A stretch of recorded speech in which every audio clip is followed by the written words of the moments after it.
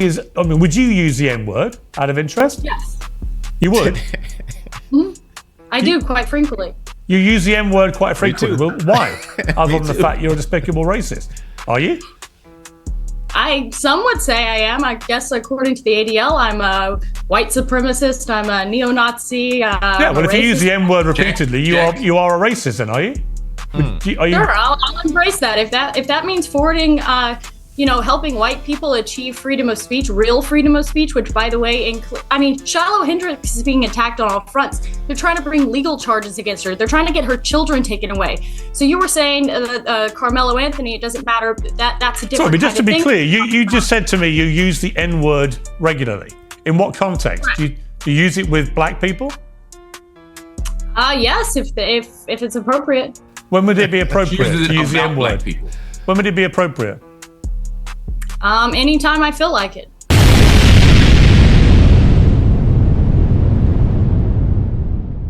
Piers Morgan had a pretty hot and contentious episode, man. There was a panel of guests that were on there, one of which I do follow, Myron Gaines on X. I don't agree with everything Myron says, but I agree with most of what he says. So we'll go ahead and leave it at that. But there was a gentleman by the name of Marc Lamont Hill. So he didn't hold back during a tense moment on Piers Morgan's Uncensored when the conversation took a racially insensitive turn. According to this, the former CNN contributor sharply called out Piers Morgan, after the host encouraged a white guest to say the N-word during the heated discussion on race. The incident began when panelist Lilly Gaddis admitted that she uses the racial slur quite frequently and expressed her desire to live in a society where people can speak without shame. In response, Morgan urged Gaddis to say the word aloud. Well, go ahead then, say it. Go on, say the N-word, he pressed. Hill, visibly frustrated, immediately snapped back, accusing Morgan of inviting racial harm to escalate the show's rating. I watched the full interview. I thought it was quite entertaining. I'll give my reaction to it here momentarily, but let's go ahead and take a look, man. Without further ado, Piers Morgan. Would you use the N-word out of interest? Yes. You would? I do quite frequently. You use the N-word quite frequently. too. Well, why? Other than the too. fact you're a despicable racist. Are you? Some would say I am. I guess according to the ADL, I'm a white supremacist. I'm a neo-Nazi. Yeah, well, if you use the N-word repeatedly, you are a racist then, are you? Sure, I'll embrace that. If that means forwarding, helping white people achieve freedom of speech, real freedom of speech, which, by the way, Shiloh Hendrix is being attacked on all fronts. They're trying to bring legal charges against her. They're trying to get her children taken away. So you were saying Carmelo Anthony, it doesn't matter. That's a different Sorry, but just to kind be of clear, you just said to me you use the N-word regularly. In what context? Right. Do you use it with black people? Yes, if it's appropriate. When would it be appropriate Uses to it use the about N-word? black people. When would it be appropriate?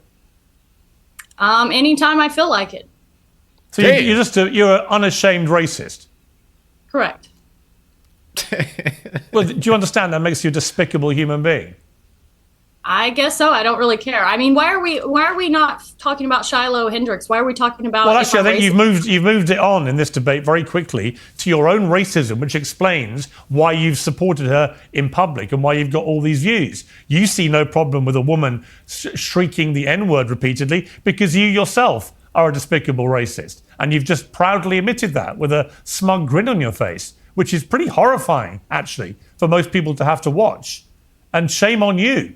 You're entitled to do it, and I'm entitled to call you despicable. Well, shame on white people for allowing themselves to be systematically discriminated against in the United States. This is our country. This is a country that should be. What do you mean your country? Because I'm white and my There are no black people in American history? Is that what you're saying? That they've all just landed in America, invading Yes. your white country? Is that your position? Mm-hmm. Well, I mean, they were brought here technically. My God, do you understand how dumb you sound? This is stupid. This is stupid and racist. And at some point, we have to ask ourselves: do we want to reward this kind of disgusting behavior by platforming it? I don't disagree, Mark. Listen, I didn't know she was going to say that. I don't disagree with you. No. Yeah. I'm with you. I don't think you knew ahead of time. I'm saying at this moment, someone who's saying technically black people brought up. No, technically, Africans were stolen, enslaved, and they built this country. And the idea that you can justify calling a baby the N-word by saying that white people are losing the country is absurd. It's morally bankrupt, and it's honestly besides the point. I mean, all these are just distractions from the fact that she wants to justify dehumanizing and even animalizing a small black child. It's disgusting. You know, I actually appreciate her honesty, man. Myron is gonna he's going to give his point of view here. I actually agree with him, man. I think everyone on here has valid points, man. I think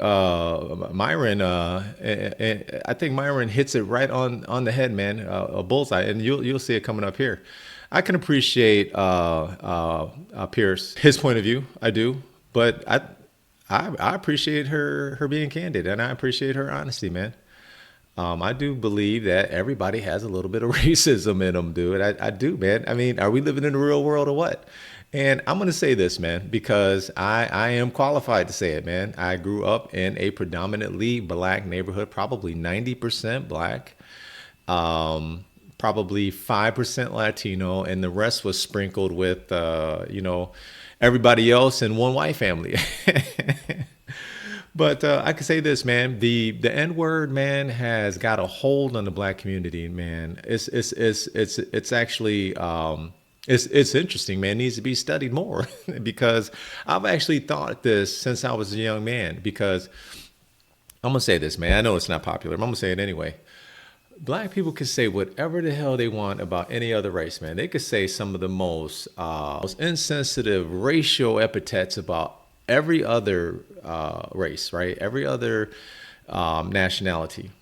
As soon as someone says the N-word, boom, it's like it scrambles the brain, lose all control. And to me, it's like, well, at what point are we going to take away the power of that word, man? And I understand that there's racist people in this world. I get it, man. And some people there's levels to it, right? Some of y'all are top tier racists, man. And then some of us just got a little sprinkle of it, man. My thing is this: we have progressed in this country. Okay, we understand the history of this country. We have progressed, man. At some point, you're going to have to say, hey, this can't have a hold on me like this anymore. And I'm going to have to continue to progress, continue to elevate, man, and stop using the N-word as an excuse. That's all I'm saying, man. I think it's ridiculous. It's come to a point now where it's really ridiculous, man. You know, because it is in almost every hip hop song. The black community could say it whenever, and then the justification is, well, we've taken that word and we've made that word a term of endearment or something like that. It's like, okay, so it's a term of endearment within the community. We can say it, but no one else can say it. But let me tell y'all something, man. I don't know if y'all got young people in your family. I got a lot of you. We have a huge family on both sides, my mom and dad's side. Everybody's saying it, man. White kids, Latino kids, Indian kids, Asian kids, everybody throwing the N-word out there, man. I don't know if y'all out there with the peoples, but man, they done took the word from us. Look, man, that word should not hold that type of power on black people anymore. What is it? Yeah, I never said that. I never said that. No, you may as well have done because you're just an unashamed, that's the implication of your racist. Let me bring in Myron Gaines because you've been smirking and laughing. What's funny about it? Myron.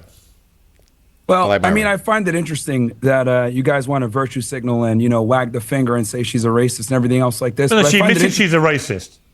Well, let me I'm not wagging a finger at anybody. I don't need to but Myron, with respect, Myron, I don't need to wag a finger when somebody says, yeah, I'm racist. I use the N-word against black people. I don't care. That's a racist.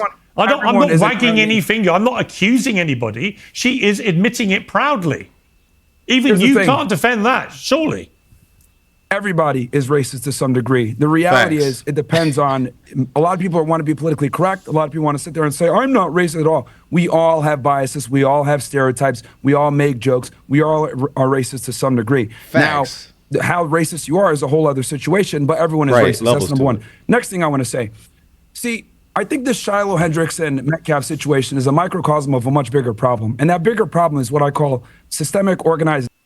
And what I mean by this is for decades, we've had black people literally running around with black supremacy, committing crimes, not getting accountability for their actions, and then they blame the system for it. For example, George Floyd, criminal. Ferguson, criminals. Freddie Gray, criminal.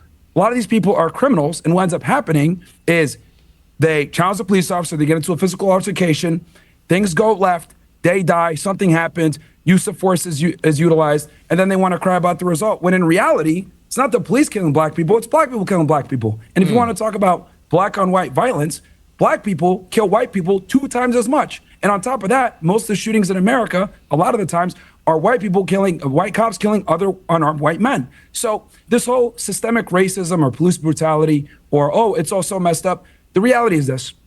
Black people have been able to get away with a ridiculous amount of privilege in America for a very long time. They're able to be racist with impunity. They're able to call white people crackers without being challenged back. And quite frankly, white America's had enough of it, and the chickens have come to roost. Now, look, am I saying that's awesome? Am I saying that's great? No, but for literally the better part of almost 2 decades since the Obama era, we've had to have BLM and liberalism shoved down our throats, and quite frankly, we're all tired of it.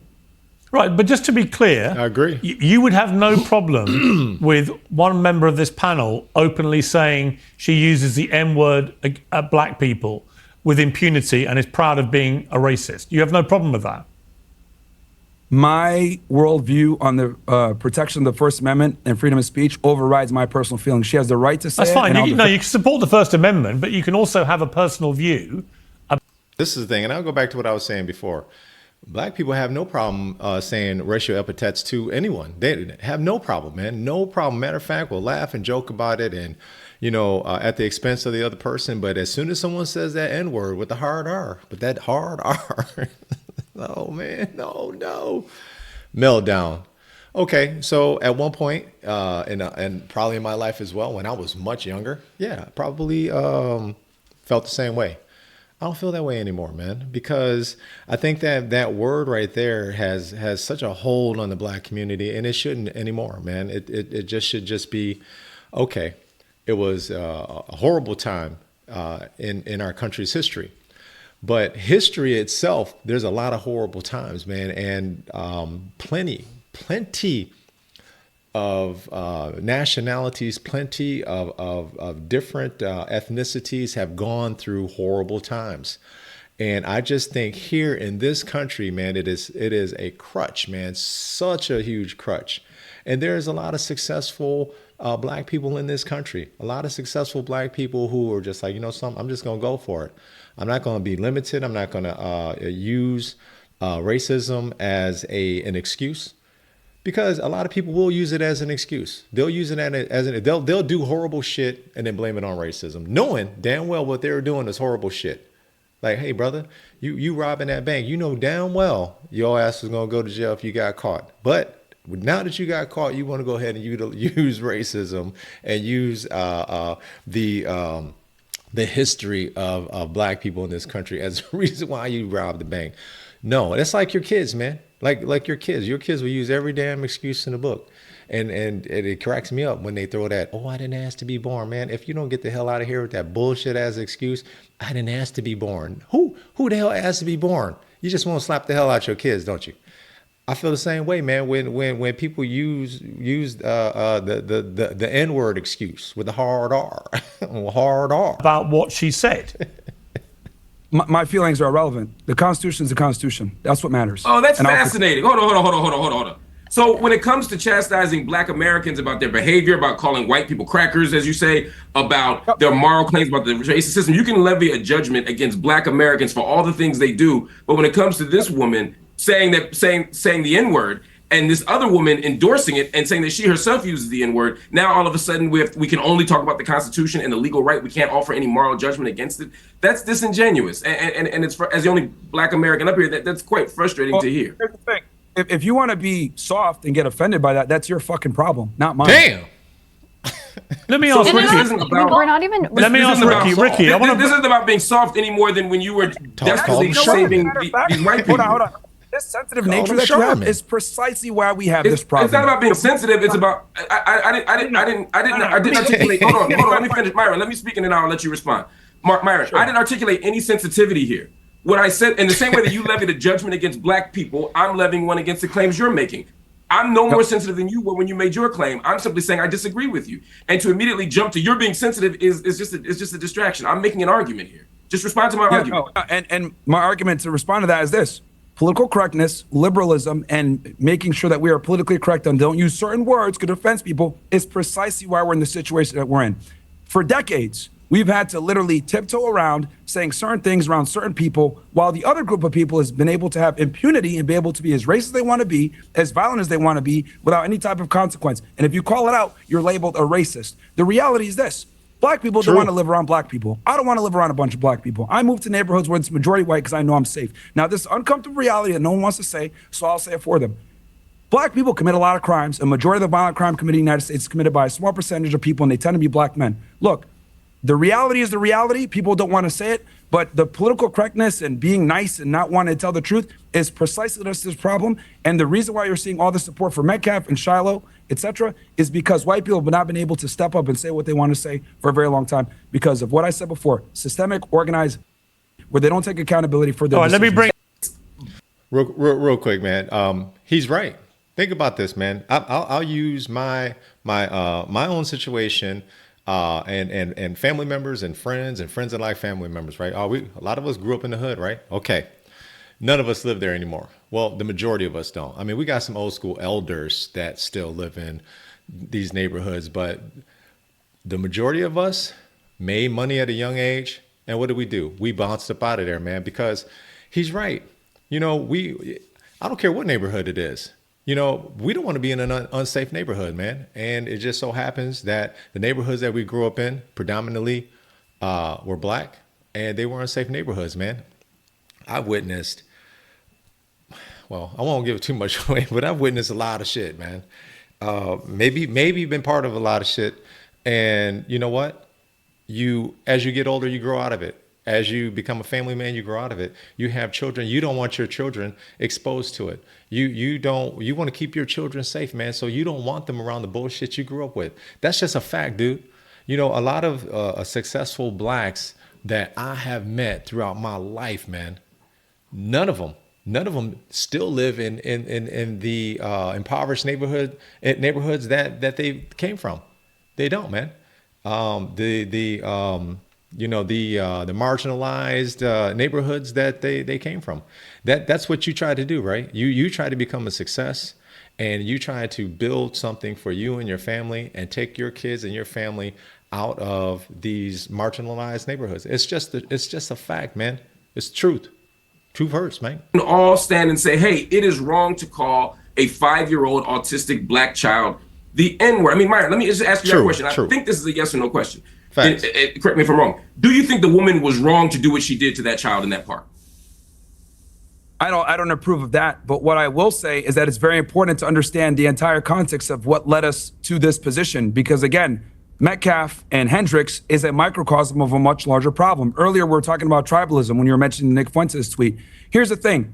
Black people could be as tribal as they want to be. You have people like Tariq Nasheed, Dr. Umar Johnson running around about black power and marry black women and keep it in the hood and all this other stuff. But if white people assemble and say, you know what, white power, we need to keep our nation white, they're immediately ostracized and labeled as supremacists, and they get banned off every single platform. I find that interesting. And matter of fact, you went ahead and the same thing. No, actually, it is the same thing. Because here's the problem with black people. No, it's not. Hold on, let me finish this. Black people practice the very racism they cry about. You guys can gather together and say Black Lives Matter, Black Power, but if white people get together and say white power, gather together, they're considered white supremacists and they get banned off every single platform. Why is that Jared Taylor and Nick Fuentes are banned off every platform for practicing white nationalism, but black people are allowed to stand every single platform getting interviews on a Breakfast Club? Explain that to me. There's a two-tier situation here where black people are able to benefit off of being racist while whites are not. And what we're dealing with right now in America is literally a backlash to this black supremacy has been able to run around unchecked for a long time, and no one has the balls to call it out. Here's the other thing I want to say. Everyone's flipping out over Shiloh Hendrix is saying the N-word. Can I respond to the point you just made, though? No, hold on. Nobody flipped out like this when the United States was getting destroyed in 2020 because of black protests destroying every liberal city in America. So I don't want to hear it about, she made $100,000 because she said the N-word. Who cares? They destroyed billions of dollars of structure because someone got killed who was a criminal. That's the problem in America. You guys get a privilege that no one else gets to enjoy. You could be racist. Okay, and Myron. Real quick, just to piggyback off of what Myron is saying. So I've come from corporate America, okay? And I've actually witnessed a situation where a black person, African American, whatever you want to call it, man, a black person can say some racially sensitive things to other people, and nothing has happened to them. And I've actually seen white people say some racially insensitive things about black people, right, and get fired. It's happened. I'm just like, wow, that's pretty interesting, man. And I think if you don't want to be called the N-word, and if you don't want the N-word to have the power that it has in your world, then you should stop using it. I'm guilty of it too, man. I use the N-word all the time still. But, I'm trying to be conscious of it and use it less because, there is people that's very sensitive about it. I am not. And once again, I do realize there are some racist people in this world, and there's levels to it, right? Some people are just really, really, really racist. Well, let's just stay out of them people's way, man. Let's just not cross each other's paths, or let's just get out of each other's paths, man. But to let that word have the power on you the way that it does, I think it's just doing you a disservice, man, and it's holding you back. Your last words on this. Okay. Because I never got to respond to Myron's other. The thing with tribalism, it's a natural human instinct. Like, we are literally designed to want to be in communities and want to be a part of a set of community because it ensures our survival. It's been that way since the beginning of time. So the thing is that people are typically going to align with people that share similar features, and that's why we have the tribalism we have going on right now. So the problem is it's not going to go anywhere. I think the problem is that we've had this penting up for literally decades, and this has been a response to it. You have people that are coming out and supporting someone who you guys might deem as a terrible racist, but I think it's also very important to understand how we got here, because if we're going to look at the smaller problem, we can't look at the bigger problem, and it's what I said before, unchecked systemic. All right, Marc Lamont Hill, your last words on this. This repeated use of the word, I think, first of all, I want to just register that as offensive. Particularly as someone who doesn't identify as a member of that community and who is not, right? I think that's incredibly I'm the definition of African American. I'm the definition of African American. And troublesome. And to as a Sudanese American or an outsider who's using African American, the very technical term, the same way that Elon Musk is an African American, I think it is a bit disingenuous.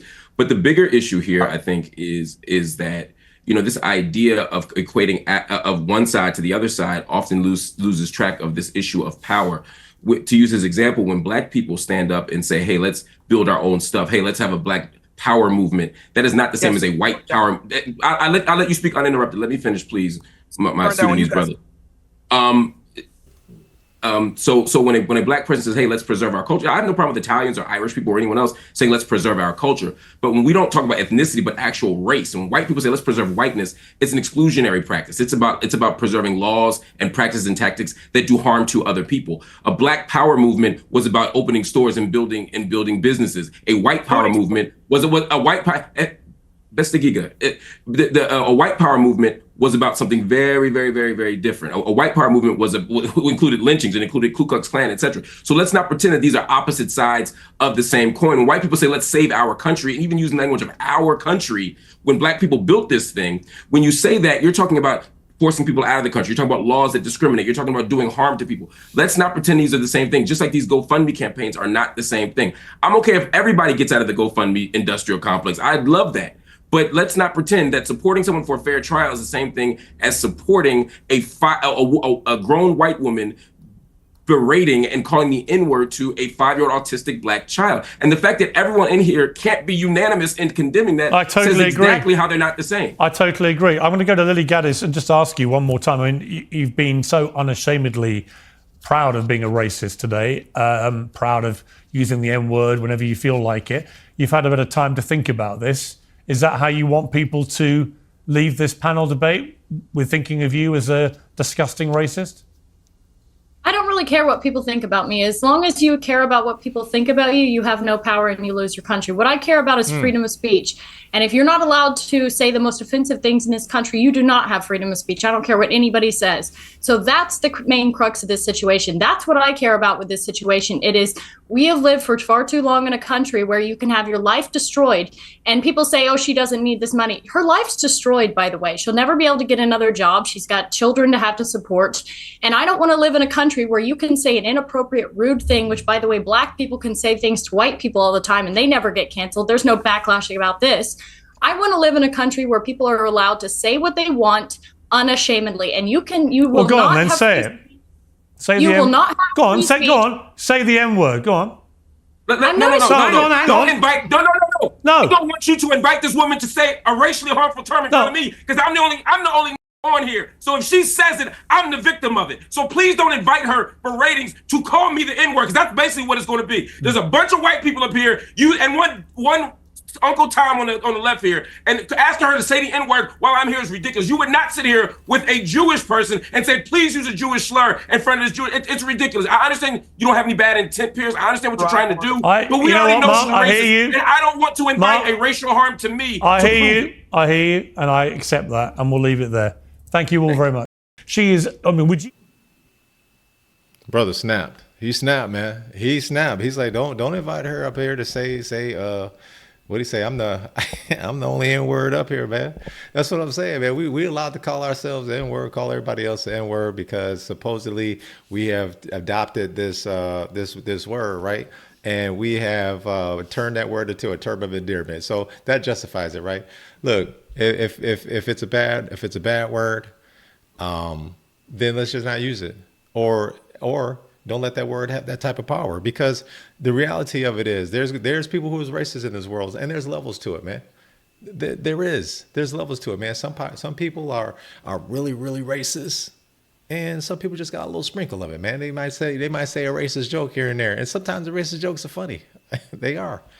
You know, I think it's all about respect, man. The level of respect that you have for people, right? If someone's really disrespectful to you, they get on your damn nerves. You don't really mess with them, man, right? You like, get away from me, man. And they might not be that racist or whatever. I'm just talking about just in general, man, and just respecting each other in general, man. You have people in your life where you don't mess around with them, and it has nothing to do with race. It just they just an asshole. Like, you just don't deal with them, man. So I thought this was really interesting, man. Made me laugh when I first watched it, man. My man exploded at the end, and you saw Myron Gaines with that little gun. So they blurred it out, right? But I've seen that gun before, man. And so it says it has a little gun and it pops out the N-word, like bam. Myron Gaines a fool, man. I thought it was entertaining, man. So this particular panel was talking about. What is the lady's name? Shiloh Hendrix. And I found well, they're talking about Shiloh Hendrix, and they're talking about Austin Metcalf and Carmelo Anthony, that tragedy as well. And I think they touched on the gentleman who just unalived a deputy because police officers unalived his son, and that whole thing is crazy as well. I did a video and a reaction to that. But let me read you this about Shiloh Hendrix, man. And obviously they definitely don't like her in this article. Over the last week, white supremacists, anti-Semites, and racists have been supporting a woman accused of calling a black child a racial slur by helping to coordinate her donation drive and raising hundreds of thousands of dollars. They have leveraged the fundraising campaign to spread hateful talking points and legitimize their ideas. The woman, identified in media reports as Shiloh Hendrix, was depicted in a video that began circulating on social media on April 28, 2025, allegedly calling a young black man who's 5 years old, I thought he was 6 years old, at the playground in Rochester, Minnesota, an N-word. In the video, the man recording asks the woman if she called the child a N-word, and she responds by hurling the slur at the man recording as well. So look, man, should she be talking to a kid like this? No. You shouldn't be talking to a kid, period, like this. I mean, yeah, because it has got national attention because it was the N-word, right? But my thing is this: you shouldn't be talking to a young kid like that anyway, man. You know, calling a young kid names. It could be any name. You know, you shouldn't be talking to the kid. I don't know if the kid's parents was there. I doubt it, because it probably would have been some fisticuffs at this place.